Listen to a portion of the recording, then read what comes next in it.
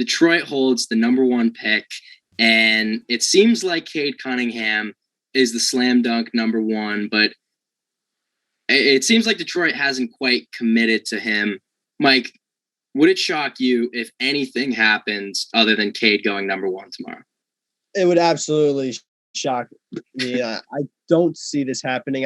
I think Jalen Green maybe is the only guy because of his ceiling. I mean, he's an elite scorer, but Cade Cunningham gives you something nobody else in the draft does. His size separates him. He's 6'8", he's 220.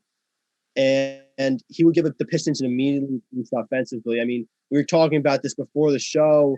If Memphis offered Ja Morant for the number 1 overall pick, I don't think Pistons would jump on that. I really think Cade Cunningham's that good. I think that's an argument for another day.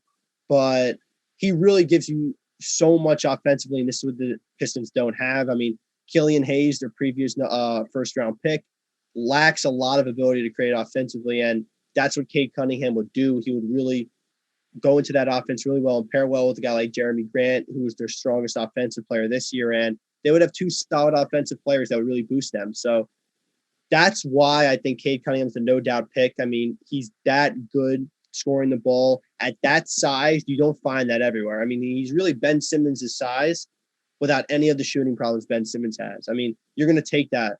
He might not have the intangibles Ben Simmons does, but his talent really exceeds what that Ben Simmons has. So, like I said, if Memphis offered Ja Morant for the number 1 overall pick, I think Cade Cunningham's that good where the Pistons might not take that. And that's why I think Cade Cunningham's a no doubt number 1 overall pick. And that Ja Morant, trade is just we're just tossing out. There's no shot that ever happens, but I think it's fun to compare 2 point guards that went in the top of the draft. Well, let's talk about another point guard, because we've heard reports that, OKC is trying to be active. And one of those packages that they're offering is Shai Gilgeous-Alexander in the 6th overall pick to Detroit for the number 1. And I have a feeling what you're going to say to that, Mike. No way? Yeah, no way I'm touching that. I think Cade Cunningham's that good of a player. I mean, there's one thing about the NBA. 1 great player is better than 2 good players. I mean, look at a lot of the things in the NBA. A player like Giannis, a player like LeBron. I mean, a player like Chris Paul can turn around a team. 1 great player is massive. But 2 guys that are solid, I mean, there's a lot of teams with 2 solid players that don't do a lot. I mean, look at Minnesota. They've got Karl Anthony Towns there and D'Angelo Russell. I mean, those are 2 good players, but they're one of the worst teams in the league. So it really shows you that 1 great player, and if Cade Cunningham's that great player, then in my opinion, it's no doubt that you turn down that trade and you get your player. And maybe he's a bust, maybe he doesn't turn out well, but I think he's that kind of prospect that it's worth the gamble. Yeah, you can't ignore the talent. And for our, most of our lives, Detroit has not really been a great basketball city. I mean, it's been quite some time since they were really relevant. And I know you try and go out and get Blake Griffin and you have Andre Drummond, but they haven't been able to really put it together.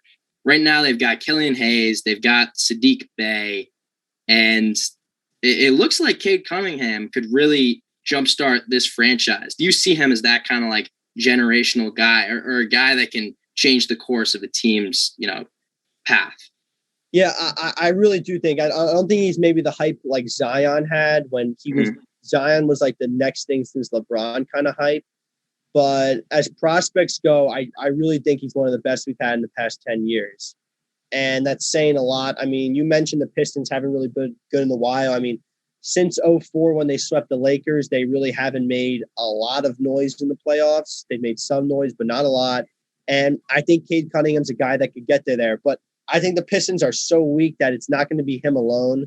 Like LeBron to the Cavaliers in 2004, it took a lot of time. And he was with that team in 2007, they lose in the finals. I mean, he was with that team for 6-7 years, and they didn't really do a lot. They made 1 finals appearance. So I think there could be a similar thing with here in Pistons. Not saying Cade Cunningham's LeBron, but it's not going to be immediately he's there and they're a playoff team. There still needs to be a lot of work with this team to get him there.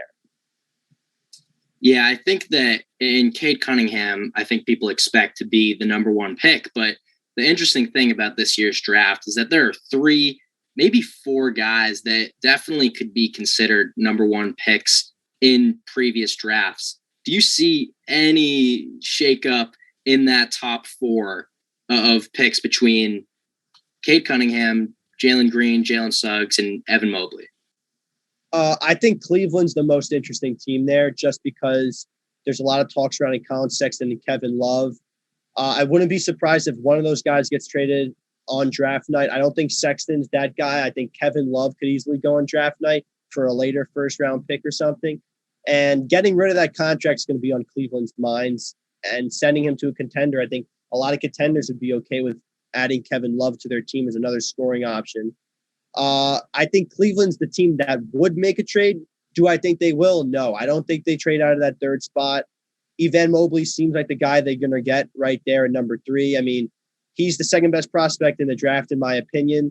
Jalen Green seems to be rising up the boards, and it seems like he's going to go to Houston at 2.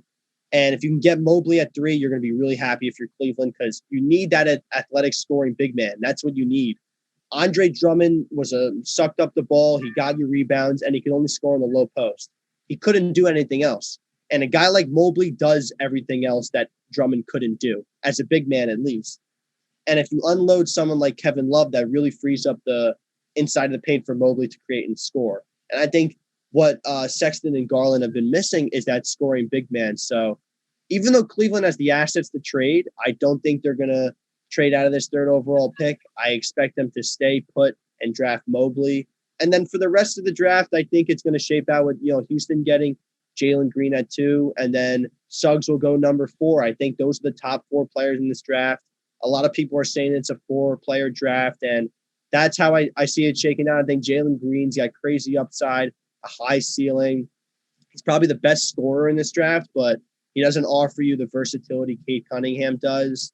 So that's why he'll probably go number 2. And the Mobley's not going to go 2 because that's a weird fit with Christian Wood there. So for those reasons, it's going to go Cunningham, Green, and Mobley, at least in my eyes.